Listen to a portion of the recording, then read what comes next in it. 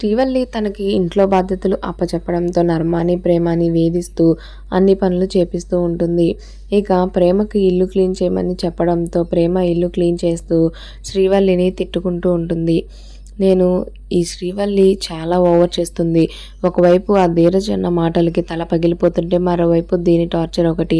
ఆ ధీరజ్ గడి మీద కోపంతో దీన్ని కొట్టేస్తానేమో అని డౌట్గా ఉంది అని చాలా చిరాగ్గా ఇంట్లో పని చేసుకుంటూ ఉంటుంది. ఈ మాటలన్నీ కూడా పక్కనే నుంచొని ఉన్న ధీరజ్ వింటూ ఉంటాడు.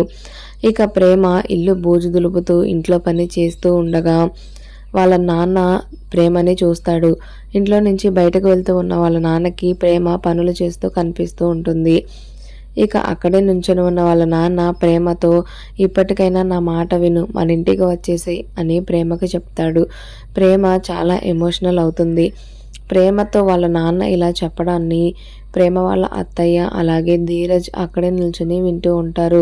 ప్రేమ వాళ్ళ నాన్న మాటలు విని ఇంట్లోకి నడుచుకుంటూ వెళ్ళిపోతూ ఉండగా ధీరజ్ అలాగే ప్రేమ వాళ్ళ అత్తయ్య మాటలు వినడం చూస్తూ